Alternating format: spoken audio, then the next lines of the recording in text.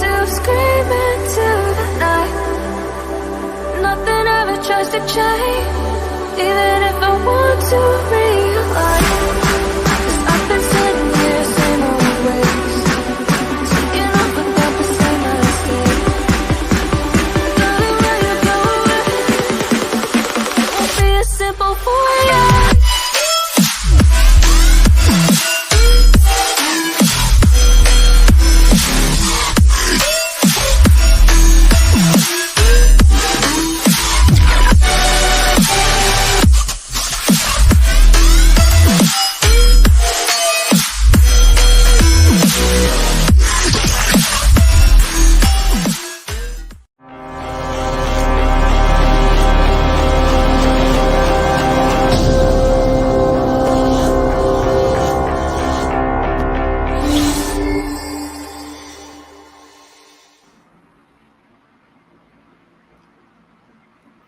Yo, guys, Old Man G here, back again.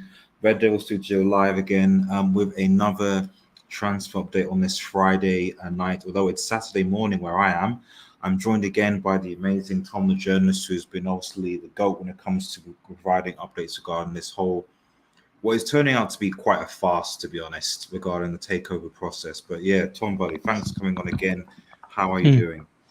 Yeah, I'm doing good, G, and I hope the same for yourself and everybody in the chat. And yeah, let's get into it. Thanks, mate. So obviously, you know, well, before I actually get into it, guys, obviously, if you're new to channel, like, share, and subscribe to Red Devil Studio, follow us on Twitter, United X, smash the notification button, so let's go live, etc. You guys know the score. I'll quickly just read some shout out to those in the chat. Obviously, Lucky Singh, Elias, I see you there as well, Jamie as well. Atonement as well, doing good as well, and obviously Naveed and I've been in the chat. Thanks, man. So as James says, yes, Tom, make sense of this, mates. There's obviously a lot of stuff that's been coming out, most notably regarding the fifth bid. You know, the issue obviously with reports according to David Ornstein. With the Glazers contacting the owner of PSG Al-KHELAIFi to sort of be as negotiating as it were, and getting involved that way. Like, where do you start here, Tom? Where do you start? I guess where you can probably start was what we went on from last time, really, when Sheikh Jassim and his delegation had insisted that this was their fifth and final bid and that there's no negotiations after this point. And as far as I'm aware, in terms of what he set as the deadline for today, that is the deadline. He's not moving the goalposts. He's not changed his mind. I would be surprised if he pulled back on what he has insisted upon and said. And he said the fifth bid is the set price. The only difference from the previous bids in comparison to this one is there's no negotiation clause. So that offer is all that's going to be given. And you either take it or leave it. And obviously with the news that's come out, obviously with Nasser Al-Khelaifi, which I'm sure we'll get into as well, when Sheikh Jassim's delegation had, and this was like weeks ago, like they've known Sir Jim Ratcliffe has effectively been ahead of them, but as far as I'm aware from what I've uncovered today, Sir Jim Ratcliffe isn't that far ahead of the Qataris in terms of the offer and the number, in terms of Sir Jim Ratcliffe's offering to buy out long term, whereas Sheikh Jassim is offering to buy out in the short term. In terms of the short term, the Qataris are very close to Sir Jim Ratcliffe's number, and that would be better in the short term. So they would get the money faster, essentially. But they'd still get a lot of money with the Qataris right now.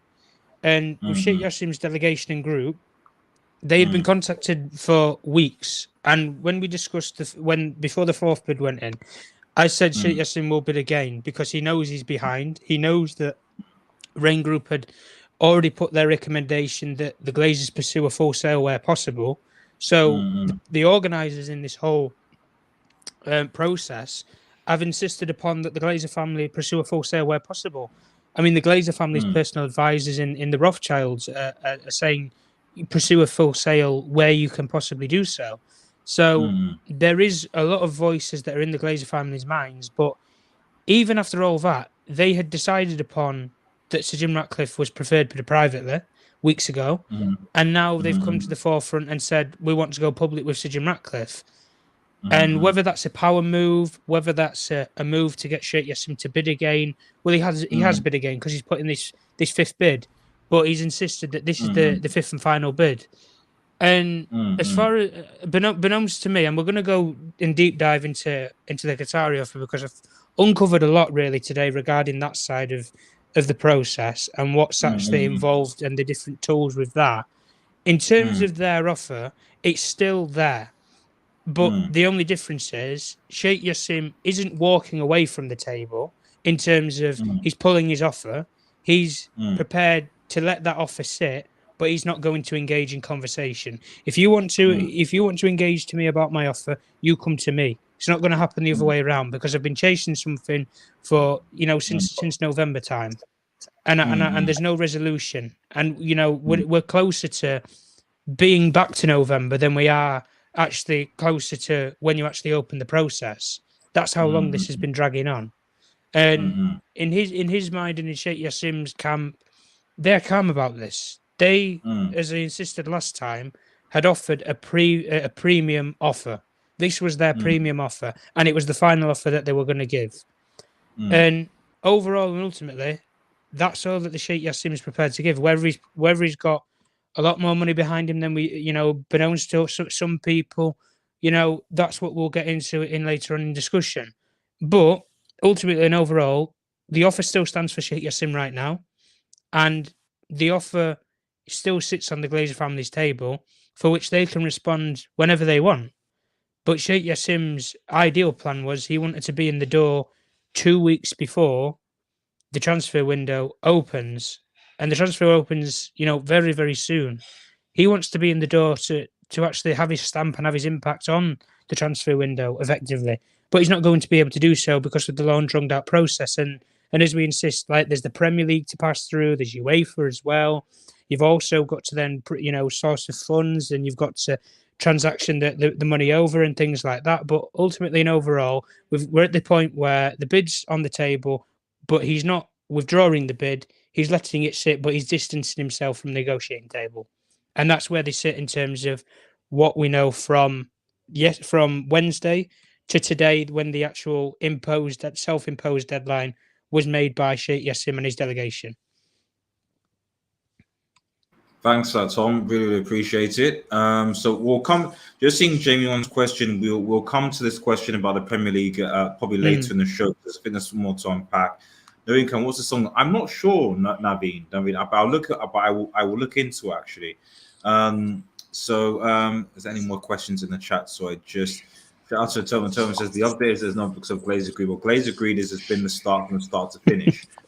I think one thing that I want to really touch on before we go a deep dive is basically this is my major question of everything that's been going on, really, because obviously Ornstein broke the news regarding the KHELAIFi situation, but as you said, it happened about a month or so ago. Which is interesting because obviously April times is around sort of the time when we were told that this almost around the time of it's almost, you could argue, it's almost been a month ago where they were said we're going to select a preferred bidder because the deadline had passed. Of the preferred bids coming in, etc. So what I find is so strange about this whole thing is that one, a month prior we're probably led to believe that Sir Jim was in the race, that the Glazers were taking an active role in actually reaching out. But Ornstein, who I think is a credible journalist, has said they have. But what I don't really get about this piece is why was it released now, today, so soon? What was the because this occurred a month ago. Why was this information released like now, unless, as you said, it's because there's some pressure to sort of make Sheikh Jassim bid more? I mean, can you provide some clarity regarding that? Well, I guess the clarity that we can insist upon, and one question that's always been thrown around is, are the Glazer family interested in fully selling the football club? they've directly contacted a public influential figure within football in Nasser Al-Khelaifi. He has, chairs and seats within. He has a voice and a major influence within UEFA as well as within Paris Saint-Germain, and he also has a major influence back home with Qatar, being the head of QSI. So he, as a whole, has a lot of keys that can open a lot of doors for people, whether it be in football, whether it be in Qatar, whether it be in business. He has a lot of keys that he can open.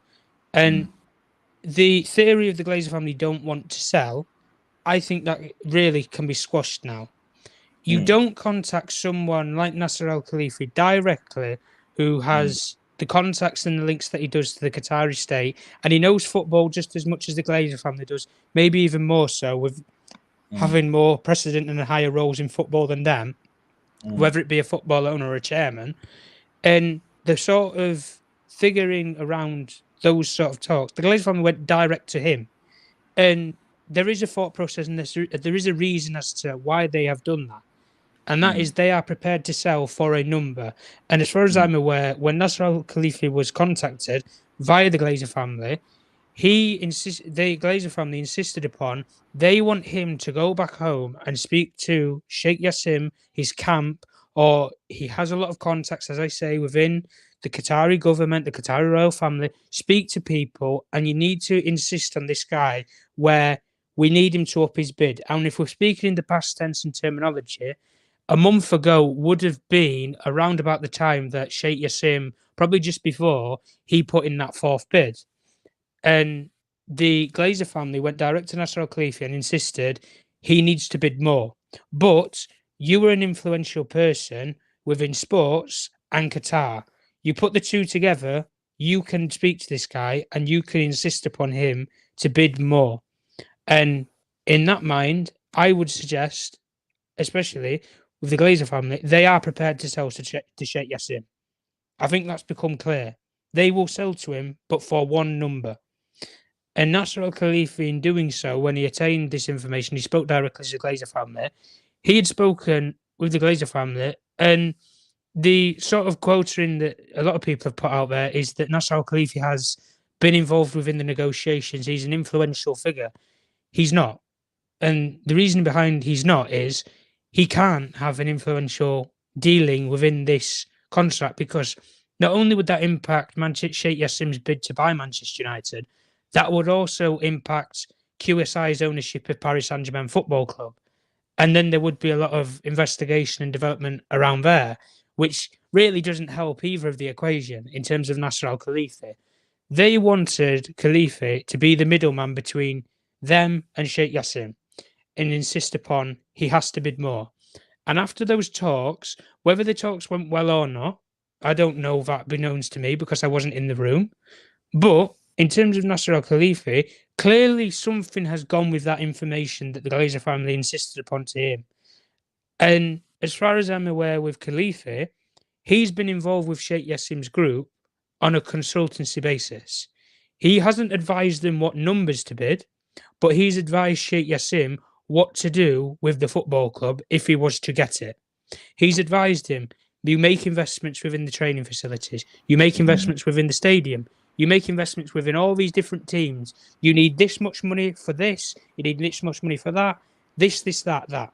And he's gone through the whole process with Sheikh Jassim on a personal level, because they do know each other. If people didn't know about Sheikh Jassim and Nasser Al-Khelaifi, they know each other. They're of a similar profile in terms of the business world and the Qatari links. It is there.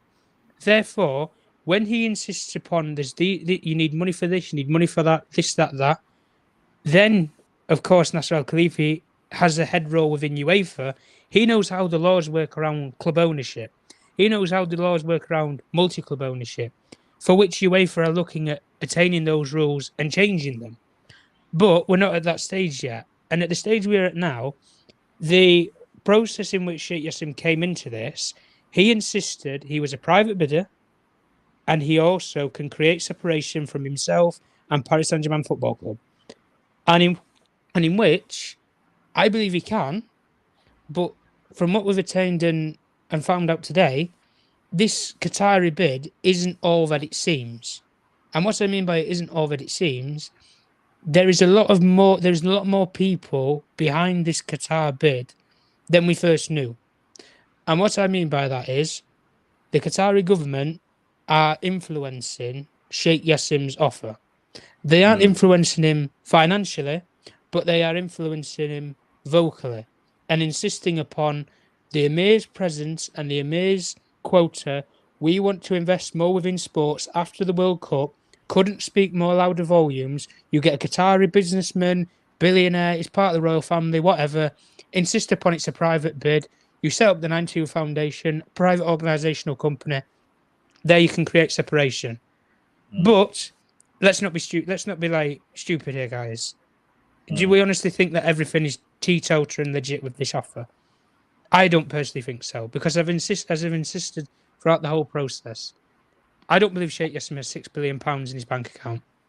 And I don't believe he has £6 billion that he can get. I really don't. The only insist upon I believe is there's more influential people behind him. And that is what we've uncovered and found today. There is figureheads within the Qatari royal government that are insisting upon Sheikh Jassim to stay within this process and try and acquire Manchester United. But the only thing I know is the finances in place are Sheikh Jassim's finances that he has organised. Whether that be through his father, who had government connections, or whatever, it remains to be seen. But there is Qatari government influence on Sheikh Jassim's bid. So if it wasn't clear before, he's making it as a private individual, but the advice that he is receiving from home, where he is based in Doha, Qatar, is influencing his decision making, is influenced by the Qatari government. And it could be made more clearer now. Nasser al-Khelaifi has been consulting and advising Sheikh Jassim throughout this process. Therefore, there is a football connection, there is a government connection, and now there is a business connection. And all three of them lead back to one place, and that's the Qatari government. So if anything wants to, if anybody wants to make that legit or try and check that out with myself, just listen to what I've just said.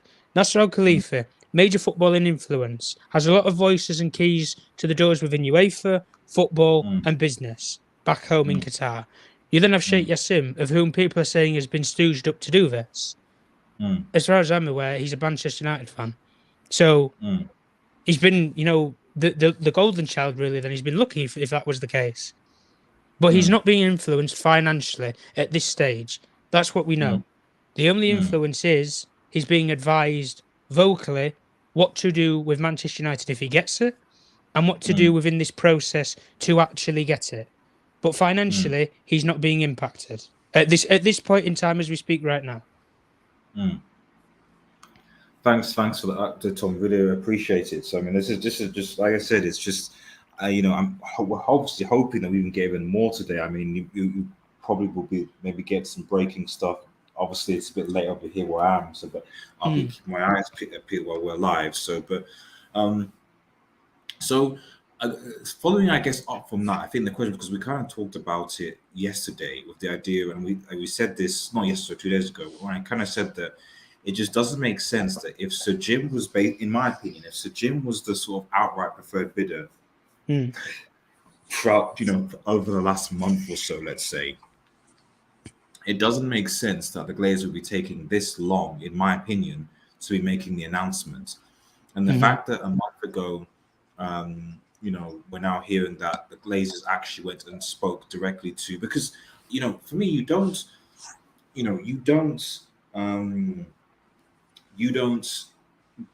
actively contact Sheikh Jassim or try and get an intimate contact Sheikh Jassim if you're completely and totally satisfied with the offer that you have. Now, no, before I even go down down this route, we did see some reports talking about how Sheikh Jassim's, I don't know, it was I was seeing on trending on Twitter how Sheikh Jassim's offer was actually slightly lower than the that Sir Jim actually made for 69% of the club. I've seen some reports about that by some journalists. I don't know whether is there any element of truth to that, or was that just speculation? Well, It's easy for Sir Jim Ratcliffe to value 69% of Manchester United more when Sheikh Jassim, when that's all he insisted upon buying at the time, whereas Sheikh Jassim wants to buy 100%, so he has to value it more. Oh, Effectively, sorry. Look, I know that, that's but the way how to do it. I know that, but I mean, like, those reports, I don't, that seems to come. Maybe they've been debunked. I don't know. That was saying that Sir Jim's initial bid for complete 69% of the, which is essentially buying out the Glazers, Yeah. was what value was actually worth more or has more value, than the Qatari bid for 100%. Is that true, or is that just speculation right now?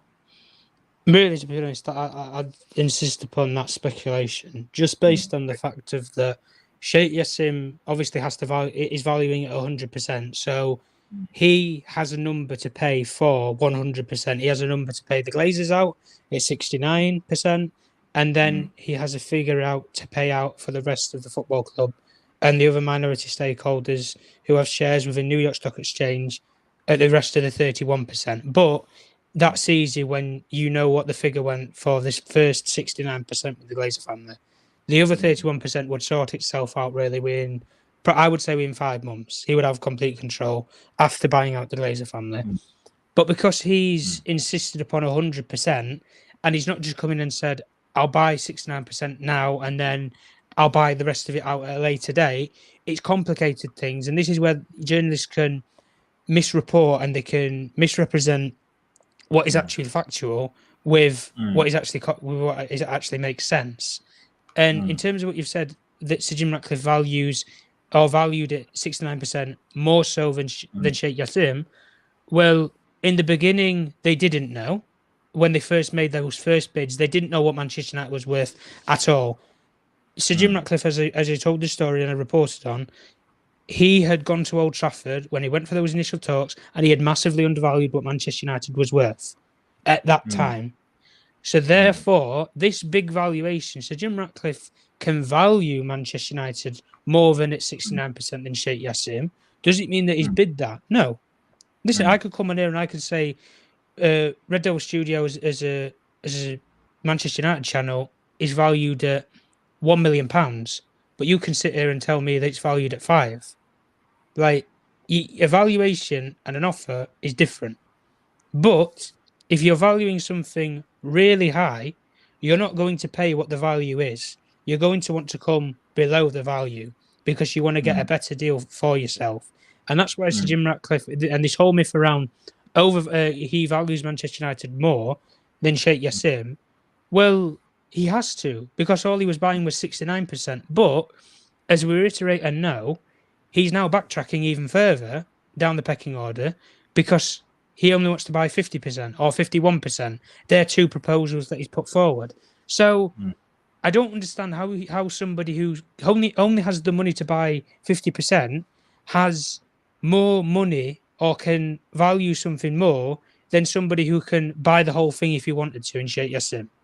Like, if that makes sense in what I'm saying, because you can't value something if you don't. You can't value something really high if you don't have the money to then go to that lengths to get it, or you even have to compensate, for which Sir Jim Ratcliffe has done, and he's brokered a deal with the Glazer family, and then he says, "Right, scrap the first idea.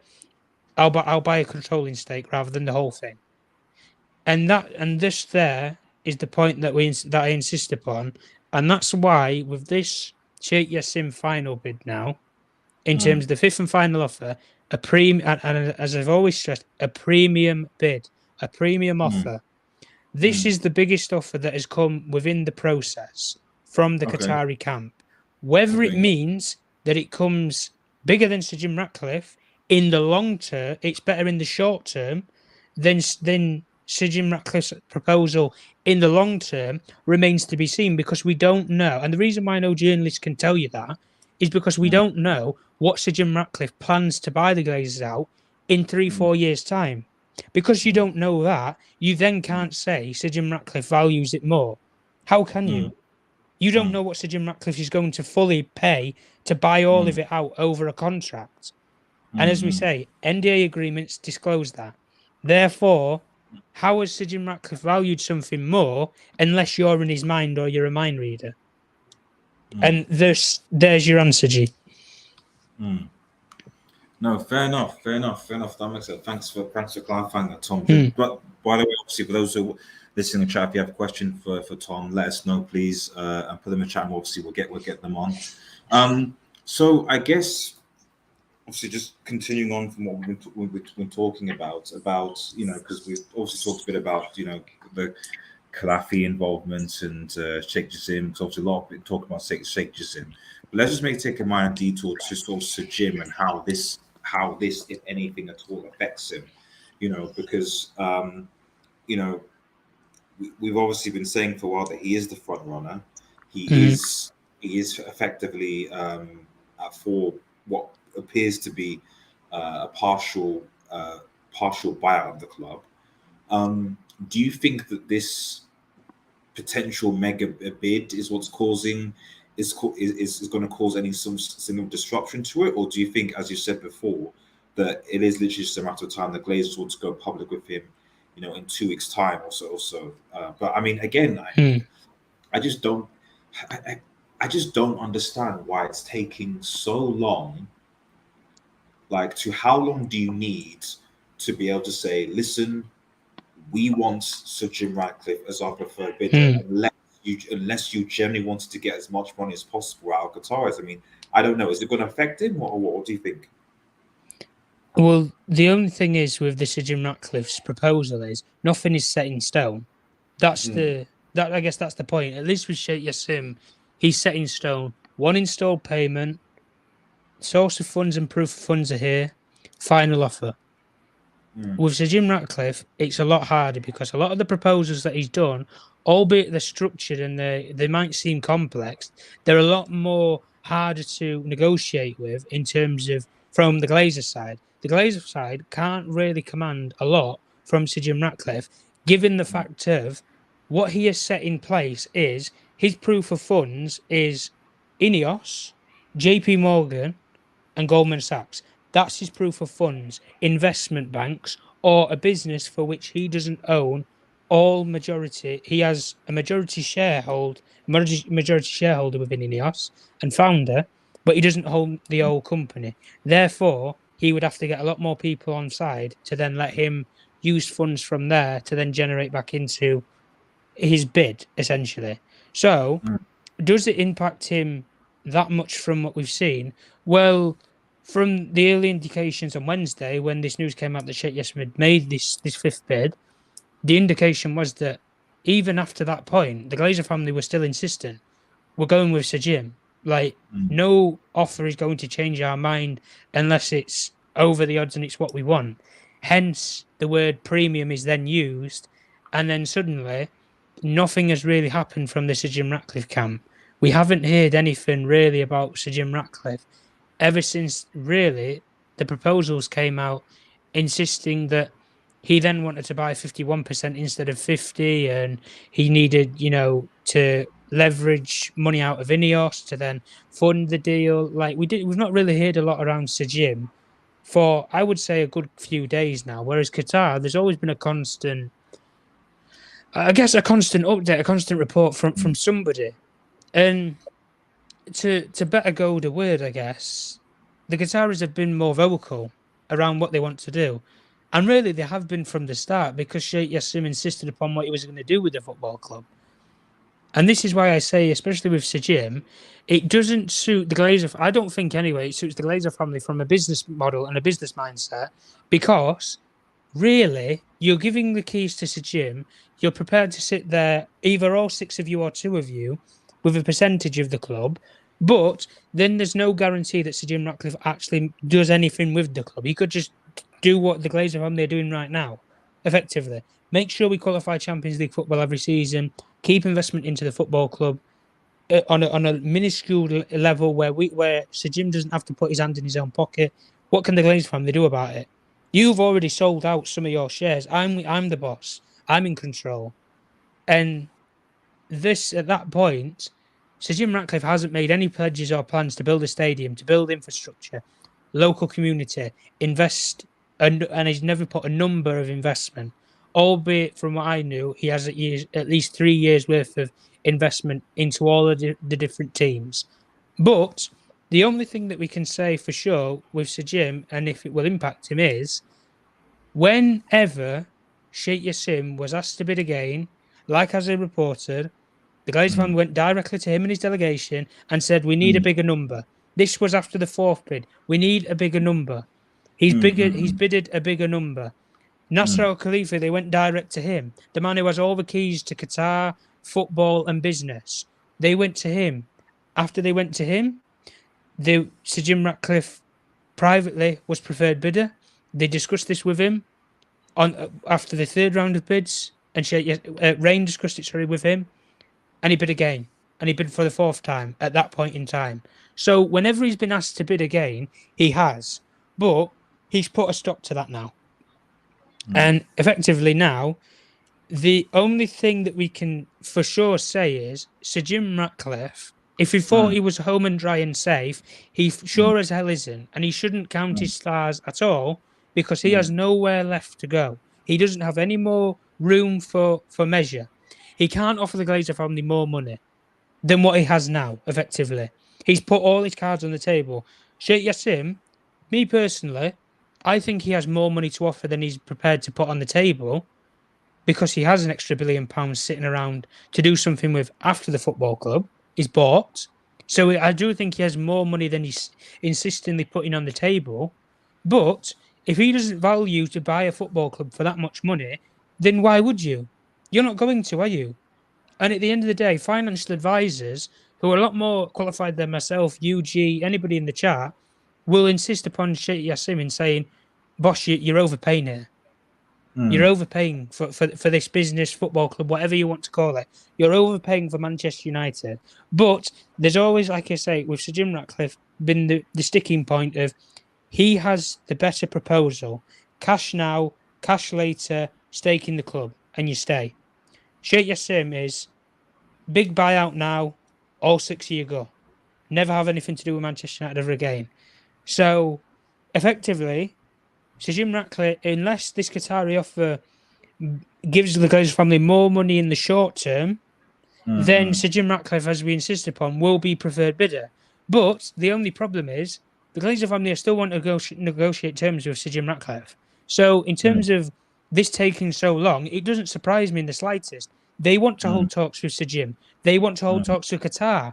If you're a seller, you want to hold talks with everybody and get a grips to, what this person's saying, what that person's saying, and then you come to the rounded number and the rounded figure of right now we're at the table. That's the best guy to go with because he's offering us the better deal, either in the long term with Sir Jim Ratcliffe, or that guy's giving us the better deal in the short term to give us more money now than in the long term with Sir Jim. Right, we'll go with Sheikh Jassim. But the only difference is Sheikh Jassim is not prepared to negotiate anymore. Whereas Sir Jim Ratcliffe has never categorically said that, but he can't negotiate in terms of finances. He can only negotiate in terms of percentages and proposals. That's it. He can't give them any more money than what he's already given them in these offers. So, therefore, Sir Jim Ratcliffe is at a sticking point and he can't go any more than he is at. So, if this premium offer, as we've insisted with the Qataris, if this premium offer surpasses him and he's better in the short term for the Glazer family, Sir Jim Ratcliffe, unless he gets another loan, he can plunge some more money out of one of these investment banks that he's using, I really fear for him in terms of, I think he'll just be pushed out of the way. And this myth around that he's been used to drive more bids out of the Qataris, well, that will stick then as a story, won't it? Because then the Glazer family have got this bigger bid now from Qatar, and it's insistent upon it's the final one. Therefore, what does Sir Jim Ratcliffe have left to give? Nothing. He gave all that he could. The Glazer family have known for weeks what Sir Jim Ratcliffe can give, ever since those third round of bids. Hence, whenever Sheikh Jassim has improved a bid, notice how Sir Jim Ratcliffe hasn't improved with him or hasn't gone against it. And people will say because he doesn't have to, because Sheikh Jassim's bid less. What's the point in bidding less if you know that you're going to lose? Because they use like the Glazer family and Rain will be speaking to Sheikh Jassim and saying that by saying that you need a bigger number, that insists one of two things. You're either behind or they just want more money out of you and they couldn't care about the other person because that person has nothing else to give. Hence, the more bids have come from Sheikh Jassim as opposed to Sir Jim Ratcliffe because the other Sir Jim Ratcliffe doesn't have the money in place to bid. And that's insistent upon why, when he came into this process, he did not expect to have somebody there next to him. And for the same reason that we're insisting upon now, if you had 3, 4, 5 different people in this process, for example, in the same way that Sir Jim Ratcliffe had when he tried to buy Chelsea, he was probably the third, I think he was third or fourth choice in Rain's mind, behind Todd Bowley, Stephen Pagaluka, and Josh Blitzer in terms of trying to buy Chelsea. He was behind people within that process when there was more bidders than they are now. Whereas now it is 1v1. It's one against the other. So effectively, it doesn't really affect him in the short term because Sir Jim Ratcliffe doesn't know what the number is from the Qatari side. But if this number isn't suffice with what the Glazer family want, or it's not near what they want and and closer to what they've wanted throughout the whole process, then Sir Jim Ratcliffe will still be going publicly as the preferred bidder. But as I've always insisted, I'm not going to come here and BS people. I don't know the numbers, so I'm not going to make them up just for the sake of your channel G or boosting my credibility. Because nobody knows the numbers. An NDA agreement is for one thing. Yeah, it's a multi-billion-pound football club, so there's an NDA in process for a reason. The private safety and security of Manchester United's financial history and the financial valuation and growth that Manchester United can grow to in years to come. Because if that falls into the wrong hands, well, Manchester United as a football club wouldn't be seen the same as it is now today. Because everybody knows what Manchester United and everybody else learn. For example, I can give it, there was a story I think it was about a year or two ago, Liverpool database, and they hacked into Manchester City, into their scouting network, and they knew what players Manchester City were operating with. And Manchester City couldn't get a lot of those targets that they wanted because Liverpool knew what they were getting. So, really and effectively, it's the same process here. Your rivals will know how much you make, will know what you're worth in the future, what you're worth now. They'll know everything. Everything that's important to the day-to-day running of Manchester United, they will know about. Thanks again for Tom, and again, I appreciate you updating us on the plan. Make sure, guys, obviously, if any questions, get in the chat, and also make sure you like and share and subscribe to the channel if you haven't already. For those who are watching, please get involved and make sure you follow Tom on Twitter as well. One of the things that I've been scrolling Twitter, and to be fair, I know a lot of these people in this community and probably watch and in the chat are very pro Qatar. That's fair enough, and to be honest, I said to myself at the beginning, I didn't really care whether it was Sir Jim or Qatar at the beginning. I think the reason why I sort of went off Sir Jim was because of the very thought of the Glazers staying in the club, but also the potential, well, not really knowing anything about what exactly he was going to do, in terms of his clear type of investment, in terms of the stadium and the team, etc., etc., etc. So I guess my question, just going back to Sir Jim, is, are we being a bit too harsh on, the Sir Jim bid, in that at the end of the day, he is a multi-billionaire who grew his company. He's not going to just, I assume he's an intelligent man, and so he's not going to just throw billions of pounds into Manchester United for no apparent reason. All right, cool, fine. So, do you think that, do you think that we're being a little bit too harsh, and actually that he's got a plan for the football club, if that makes sense, and this whole agreement of keeping the Glazers in, he's actually not like he's going to keep them in so that the Glazers do what they want, just sits by, but actually actually be in control of things. Like, what do you think about that? I just think the way, it's not so much about what he's done, and the fan reaction, fans will be fans. Like, everybody will have their own opinion and like preference of what they want or what they believe is best. But I just think the way Sir Jim Ratcliffe's gone about it, and people within Ineos, for example, who have been majorly boisterous towards Sir Jim Ratcliffe and this proposal. For example, Sir Dave Brailsford has obviously he's more in depth around running a football club because he had an involvement within Nice when they first bought it. He had involvements within different sporting ventures within the Ineos Sporting Group. The insistent upon with Sir Jim Ratcliffe, and then when he first came in, the transparency was full buyout. Effectively, it is what Sheikh Jassim was offering, but I'm only buying 69%. So in Sheikh Jassim's case, both of the offers really were on a level playing field because both of them was getting rid of the Glazer family, which suited the Manchester United fans because that's what they've been protesting for 18 years. But then he's gone back on that proposal. That proposal for 69% still exists, but it exists on a reduced figure. And a reduced figure now, and then I'll pay you out a lot more in the future. Whereas these other two proposals are a lot more depth in terms of put and call clauses, which both parties have to agree to be bought out at a certain time or at a certain price, and all the different factors there. But the negative rhetoric around Sir Jim Ratcliffe has always been that he wanted to keep the Glazers in. But the thing with Sir Jim Ratcliffe is, I don't, and I know this for a fact anyway, but me personally, I don't ever believe that he really had all of the £6 billion to buy Manchester United. I don't think he had that. I think he thought he could have been the only one in this process and he could have negotiated the Glazer family down. But I don't think that's been the case.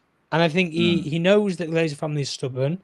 He knows that they're shrewd and he knows what the price is, £6 billion, and he's not prepared to pay it because he doesn't have the money to pay it with.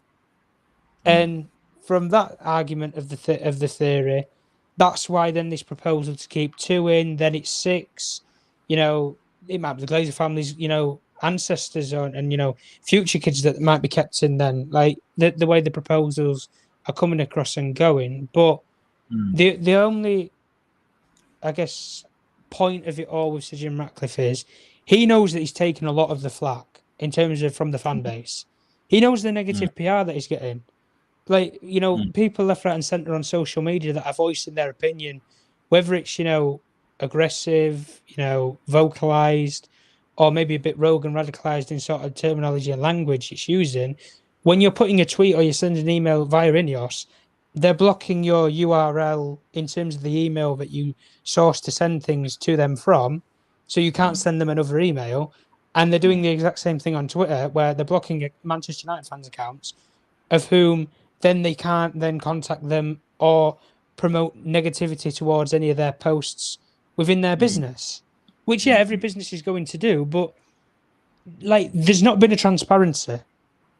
Everybody knows what his proposal involves, but even for weeks, and, I think it's nearly, coming to a month now, that we've known about this Sir Jim Ratcliffe proposal to keep some Glazers in, whether about the number depends what proposal you go for. But he's not even come out and gave a transparent answer as to, look, I've changed my mind. That's what I believe is best, and I'll buy the back in the long term. Or be honest and upfront, I haven't got the money here and now, so I'll buy them out in the short term, but in the long term, I'll buy them out, and then I'll invest X, Y, Z into this infrastructure, players, or this. We're gonna look at a big project in and around Old Trafford, fan sites, community globalizing. We're gonna look at stuff like that, but he's not done that. He's not exactly tried to fight back against the negativity. He's just been ignoring it and, if you like, waving the hand towards it. Not so much fronting up to the actual anger and frustration of Manchester United fans, for which you can see it's sustained because it's an opinion. And I think majority of the opinion is that Jim Ratcliffe shouldn't really be in Manchester United's good books via what he's done. And more so because he's not given any transparency as to why he has done what he's done. I've told you why he's done what he's done, because he undervalued what the club was worth originally, and he didn't have the finances in place to do the deal. That's why. But front and centre, he knew that in terms of he didn't have the money, but he also knew the person next to him does have the money. So suddenly, desperate calls for desperate measures. Oh, I'm going to have to cut a deal. And the risk of missing out on Manchester United, even if it means he only has a controlling stake, is a far bigger risk than losing it to somebody else. Because that somebody else then has the biggest football club in the world. They then have one of the biggest brands within the world. Forget sport, within the world.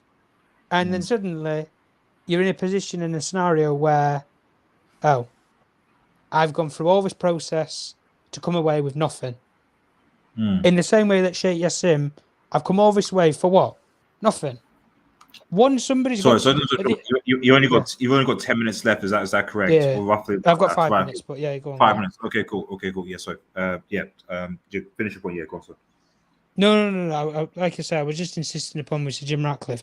The whole of the playing field is he's proposed 69, then 50. Now he's gone up by 1%. He's feeling a bit, he's feeling a bit lucky. Like, I don't know. He's been to the bookies. He's won a bet. He's put a bet on the Champions League final tomorrow or something. I don't know where he's got the extra cash from for another %. But we move. At the end of the day, the whole process and to circumvent it all and round it up, the Glazer family and the insistent upon from the start was, do they want to sell? You don't contact Nasser al-Khelaifi directly if you don't want to sell to Sheikh Jassim. You certainly don't contact Sheikh Jassim directly then if you don't want to sell. And third of all, if you don't want to sell fully, why is Sir Jim Ratcliffe not wrapped up already then? As you reiterated, why you know he can't give you anything more. You know his proposal is what it is. That's it.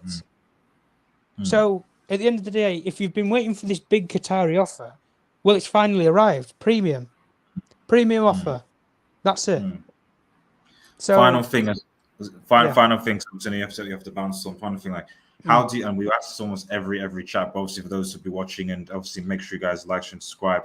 For those watching, 70 people watching, make sure you get those likes up, guys. Come on, at least to 30, 40 likes, man. Come on. So yeah, just I guess the final sort of point is, how do you, with this obviously with the news about obviously al-Khalifa, with the news about this premium bid, with the sort of delay, everything, like how do you, and we know we ask all this at the time, but how do you see this ending? If I'm being completely honest, I would not be shocked if this didn't end like for another. I think this could run on for another couple of weeks. If I'm being honest. So I know you have to head off, Tom. I'm sorry, okay, but like this is the thing. It's kind of like, because, and I even forgot to ask one of those questions, because I know that Sheikh Jassim has set a take or leave it offer, but but that take or leave it offers is seems to be more of a kind of like, a baiting the Glazers to almost engage, as it were.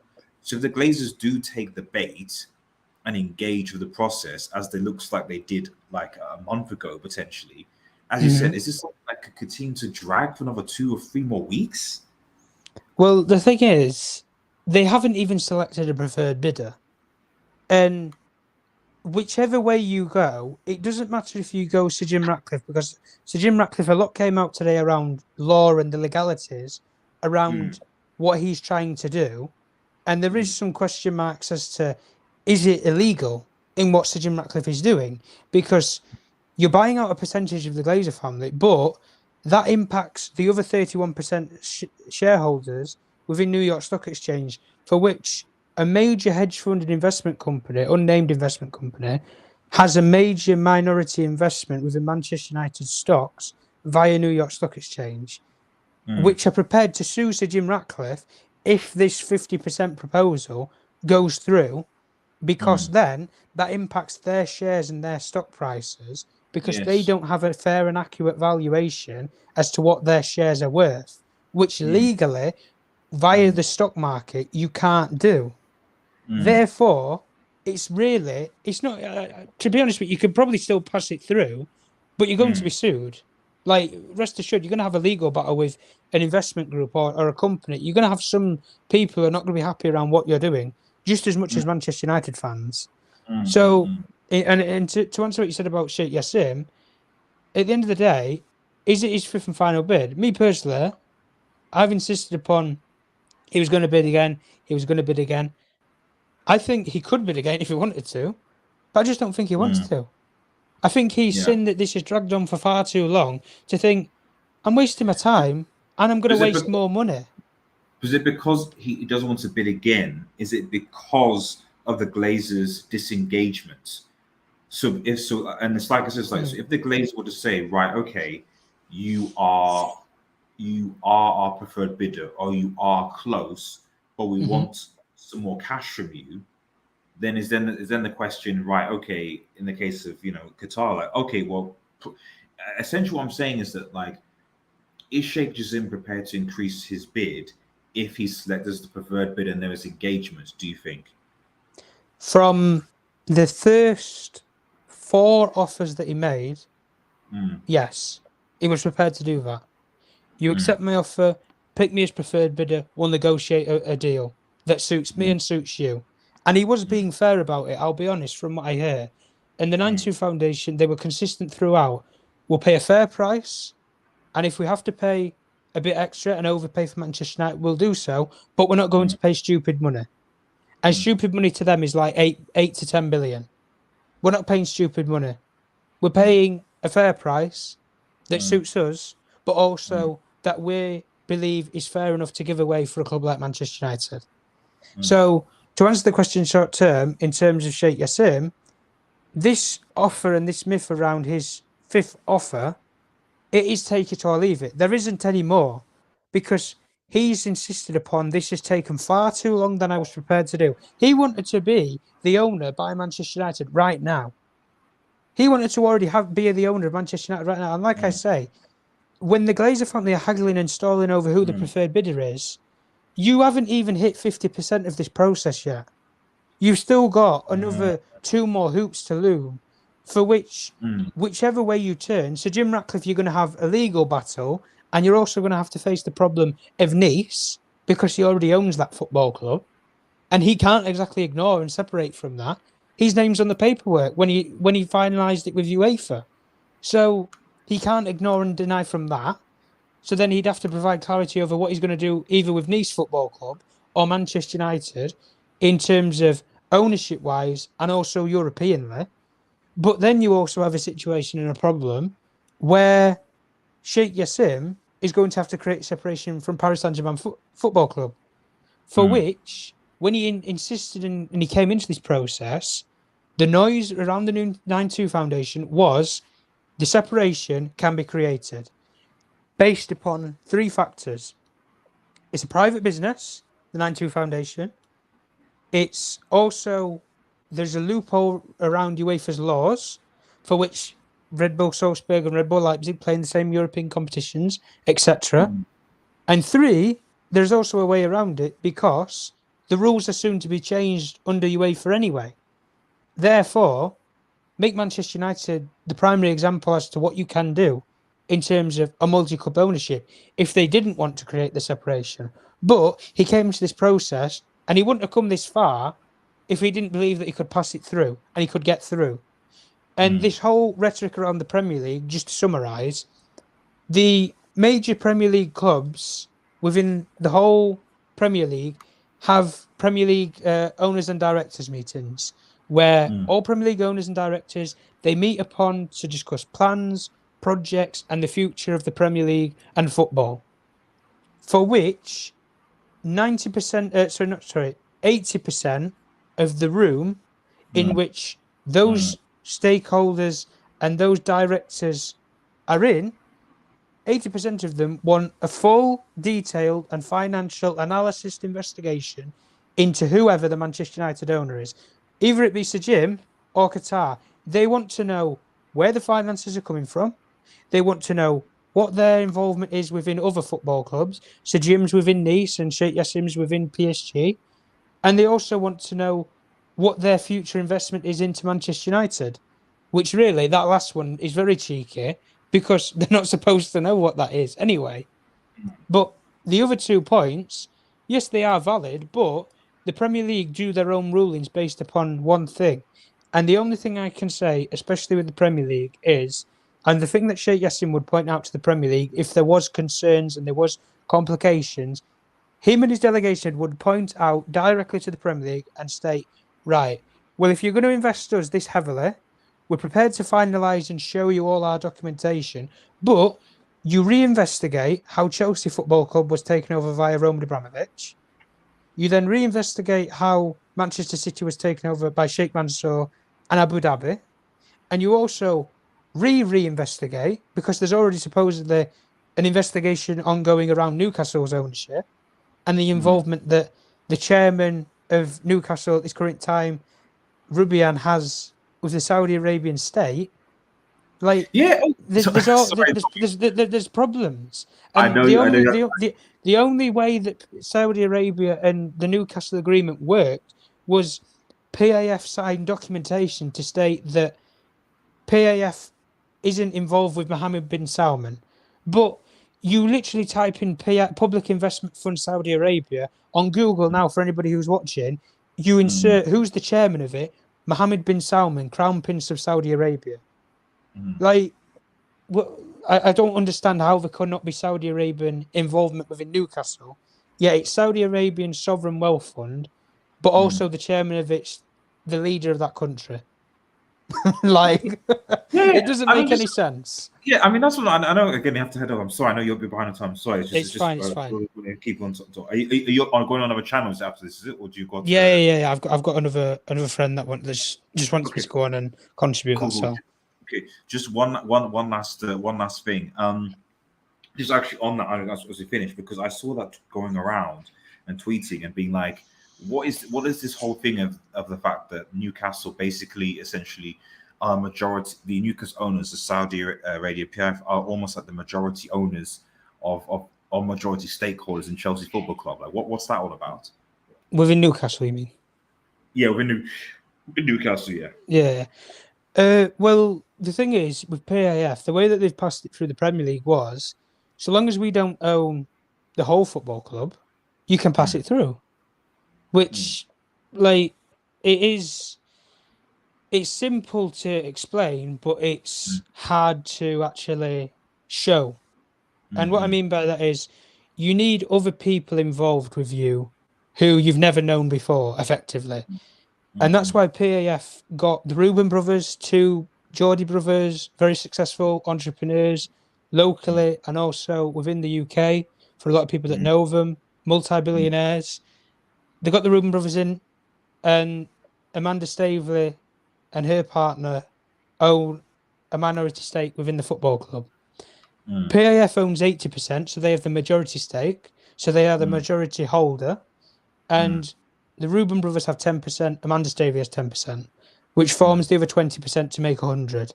So they're your three people who have shares within Newcastle's operation and football club.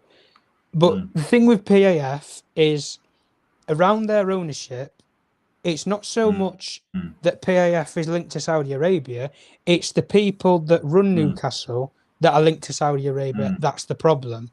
For example, you had Edwin van der Sar that was the chairman at Newcastle. You would have no problem at this moment in time because he's not a government official with Saudi Arabia, because he's a Dutch international.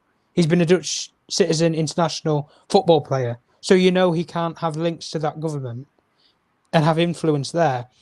But when you have Saudi nationals who are running a football club which is funded by Saudi Arabian money, like, you don't have to be dumb and stupid to realise that suddenly there is a problem there. There is some government link and influence to the football club. In the same way with Manchester United's process with Sheikh Jassim, if there wasn't any common knowledge around he's getting government advice via the Qatari state, now is the time to actually state that he is. Because you don't have someone like Nasser al-Khelaifi in your ear telling you what to do around a football club if there's not government influence. Because he is the front man for the Qatari state in terms of world football. You don't have somebody like that in your ear telling you what to do, unless you have more influential people behind you or that are influencing Nasser al-Khelaifi on what to do. Therefore, every person has their orders. in the same way with the Newcastle owners. So that's how they pass it through. They get rid of the piracy clause, which the Premier League threw at Saudi Arabia as a state.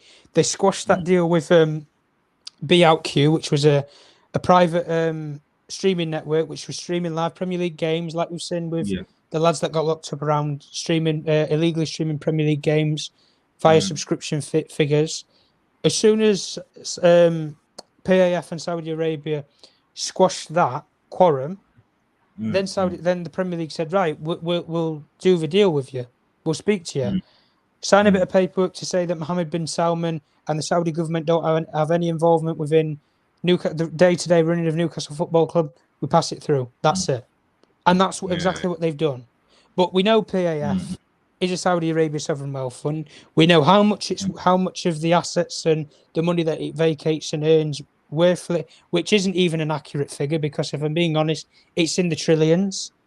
And then third and foremost, you have Saudi Arabia and their leader, Mohammed bin Salman, who's also the chairman of PAF, and PAF owns Newcastle Football Club, but he has no influence individually, but he's also the leader of Saudi Arabia. It just doesn't make sense. No, but at the end of the day, you sign a bit of paperwork, you don't really know what you're signing. At the end of the day, the precedent was set when the Premier League allowed Roman Abramovich into the league with Russian money. As soon as that happened, Sheikh Mansour followed, Saudi Arabia then followed, Qatar now want to follow. And it doesn't surprise me. And suddenly, you might have a couple more nations that will want to get into the pot. And maybe then the top 6 clubs, all of them will have one of these wealthy oligarchs or, money men, sheikhs, whatever.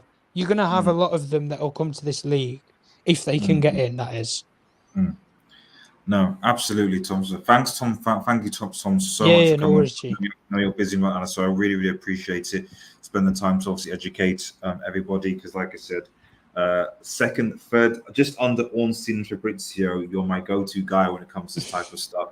Because my goodness, Twitter is a cesspool. I'm tempted to actually block the whole thing, because there's just so much platform now that just honest debate and conversation is just difficult. And getting some actual just sort of news, so it's very, very difficult. So yeah, appreciate you coming on the channel, man. And I assume at some point anyway, we'll be live again. So I'm gonna just stay live just a little bit longer. So, but yeah, if you have to bounce, man, guys, no make worries, sure you follow. Go on Twitter and follow Tom at TomJournalist1 on Twitter. Yeah, take care of yourself, Tom. Likewise, everybody. Like, subscribe, share G's channel as always, people. Yeah, take care, G, yourself. Take care, Tom. Take care, Tom. Peace.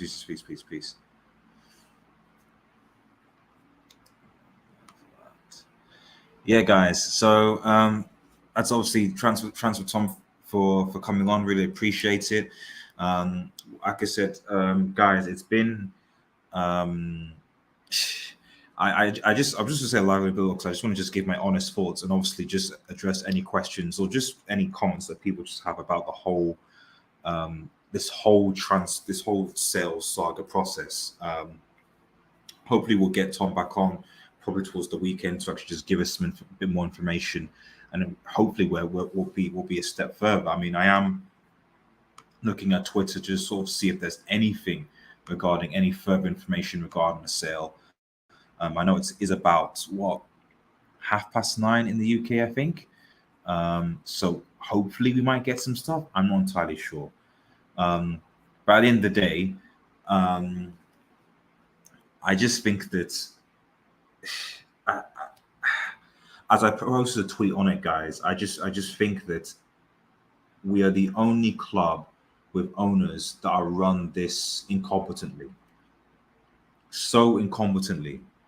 The whole, I mean, and RD says the exact same thing. It says the entire process has been mentally exhausting, completely exhausting. We knew about the sale since November, that they wanted to sell the club, and yet, despite knowing about this in November, the indecisiveness of the Glazers, as well as a constant backing and forth with the Rain Group, the preferred bidders, etc. It's a farce. It's an absolute total farce, and I don't get it. You know, we go from the Glazers all want to sell to, oh no, Avram and Joel kind of want to stay. The family is split. To we want to have a full sale. To want to have a partial sale. To investment. It's just. I'm just tired. I really am tired. I'm really tired about this whole process, and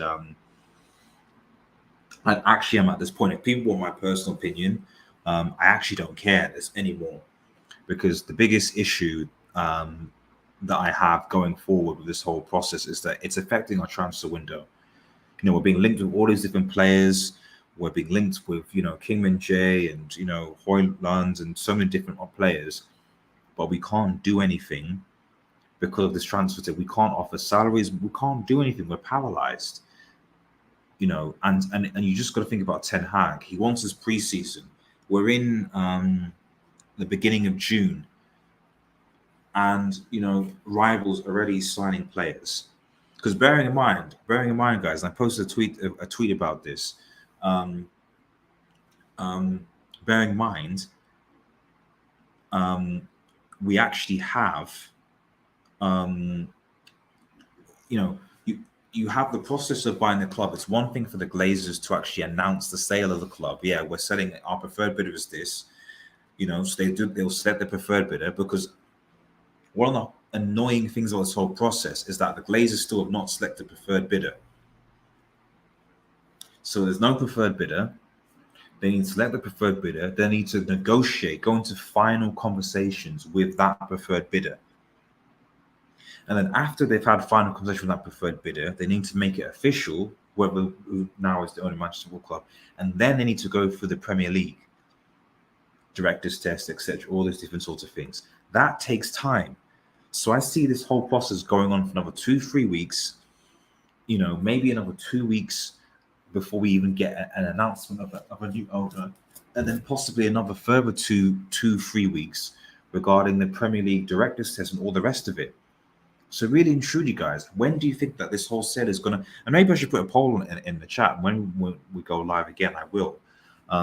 When do you guys actually see this process ending? I don't see this process ending before the end of July, because we're already in the second week of June. 2-3 weeks in, you're into July. PL directors process full, and so to be honest, we only can really go hard on transfers from probably towards the end of July. So anyone thinking that somehow Ten Hag is going to get a slew of players ready for preseason, involved, ready to fight for Manchester United the following season, people have got to get the expectations set. Like, I really am worried. I really am worried about next season. I am. You know, and I know people, are concerned, but I generally am worried about next season. I mean, I'm looking at Twitter. I mean, people saying that we've done it and stuff like that in the chat, and I don't see. Obviously, Tom would be on here. Tom had to just leave early, but he will be back if we get some more breaking news around the process. But I don't really see anything breaking that's been going around, to be honest. It's just the usual, really. But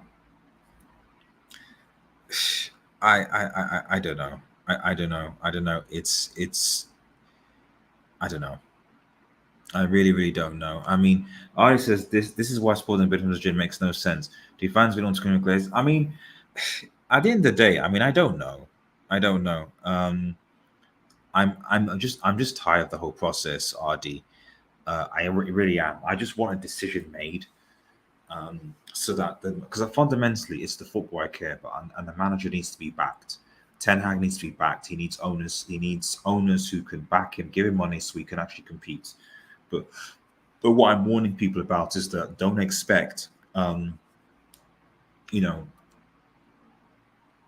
expect a good start to the season. You know, you're looking at City, you're looking at Liverpool, you're looking at Newcastle, you're looking at Arsenal, you're looking at all these other clubs that have owners in place who are buying players, signing players, making deals, strengthening their squads, and we have yet to sell a single player, and we yet to buy a single player. Now, don't get me wrong, I know we will eventually buy and sell players. I'm not saying we're not going to, but when are we going to? Likely, much like with previous years, it's going to be towards the end of the transfer window. And that is just not good enough for a manager who needs his squad available, ready to have a good preseason to get them integrated. And that's assuming we get signs, because you're not going to sign 6 or 7 players, which is what Ten Hag said, arguably, that Manchester United need in that period of time. It's not going to be possible to negotiate for that. If we can somehow, it'll be a miracle.